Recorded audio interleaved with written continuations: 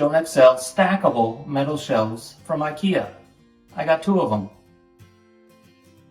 Hey everyone, welcome back to the Clueless Dad. Today we're going to do another IKEA assembly video, another Jonaxel System assembly video. I have these 70 centimeter high metal shelves. I just put one together. I have a second one. These are stackable, relatively easy to put together, a little bit noisy, but I'll go into that. Let's get started in the assembly and I'll go through the details. 3, 2, 1, go. So as I mentioned, simple metal shelves from the Jonaxel system. About 3 years ago I did the metal wire mesh pull-out drawers, which were double sized. This is kind of the narrow one. There's also the wide one. Still using them now here 2 apartments later. Not perfect, but pretty good. So we needed something for our new laundry room here / bathroom. We have a new washer dryer. We have a sink. There's about 30 centimeters gap. This thing's 25 centimeters.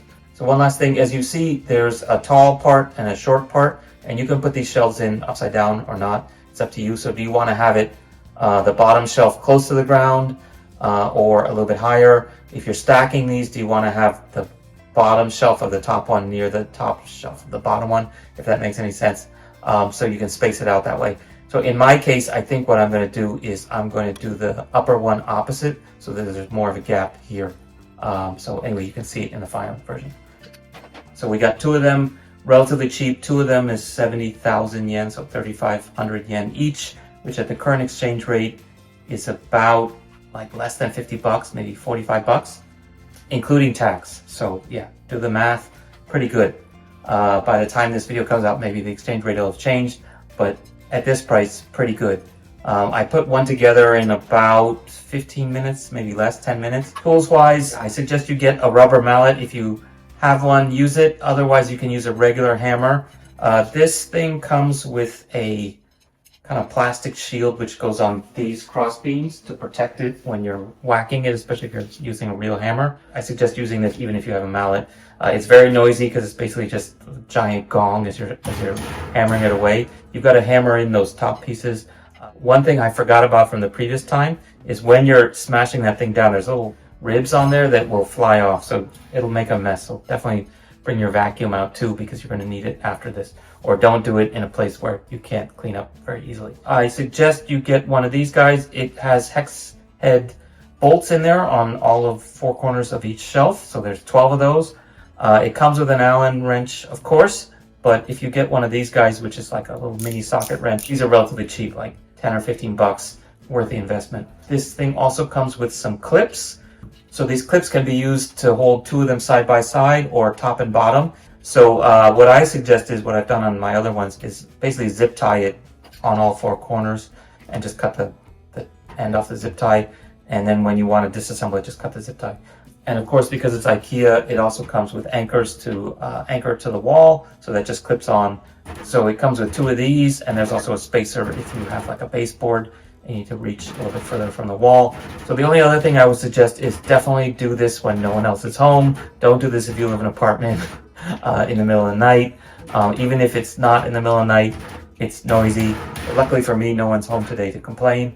The only other thing is, besides it making a mess, you want to definitely protect the floor. So I use the cardboard, but even then you're smashing like that bare metal straight downwards, so it definitely will tear through this. So don't do it on anything important. Do it on a carpet, do it on a blanket, do it on something else, do it on a block of wood would even be more ideal, or maybe multiple pieces of cardboard.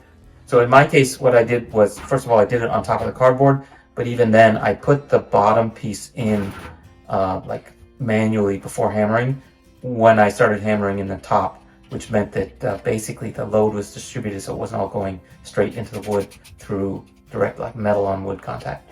So anyway, you can see in the video, I think. Okay, so that's it. Let's go back to the assembly.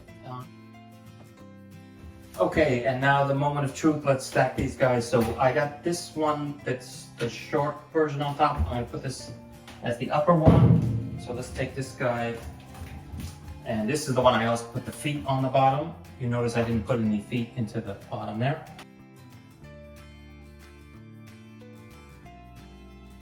Okay, and there you go. Yeah, just make sure that the indentation fits into the base of the upper one. And then you have 4 of these clips. Don't forget, you got 2 from the bottom and 2 from the top. So So I guess it is kind of enough. You can put one here, one here. Yeah, so actually not so bad now. I can lift that whole thing up. You shouldn't do that, but I just did to prove that you can do it. One other thing, make sure that you go back and tighten everything after you've hammered it and stuff, because things can come loose. I noticed one of my bolts was loose, but don't over tighten. Because this is like a hollow tube, you could hypothetically just keep tightening and tightening and tightening, and then the metal will actually start to bend inwards. So don't go too crazy, just make sure that it's tight. And so that's basically it, except I've got to put it in place. So let me show you what that looks like and wrap up. And last but not least, you can see what it looks like when you do the short side on the upper one and the short side on the bottom on the lower one. So you get kind of an equidistance here. I guess that's equidistant. I don't want to measure it. And then you get only a little lip here at the top, and then not much space between the bottom and the bottom shelf and the floor. So for me, this works out better.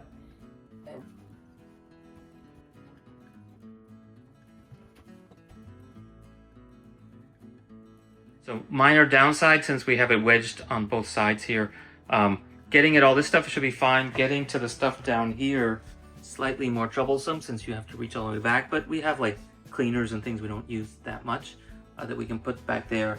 And then this one is kind of a pain because this bar is going to be here and you can't really reach too well around it. So you got to basically reach like that.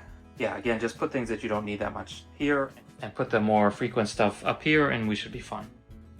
Overall, pretty happy. Of course, I'm already happy with Jonaxel, except that hammering is kind of a pain. But the shelves are very similar to one, and I forgot which one I have. My other shelves I did last year. It's basically like sheet metal that's folded with like a nut welded into the end. So it's relatively solid. It's a little bit noisy when it's empty, but it's not going anywhere. Screws in pretty decent. Yeah, and overall, relatively happy. So would I buy it again? I think so. If I have any problems with it, I'll let you guys know in a future video. Okay, that's it for today. See you guys next time. Bye.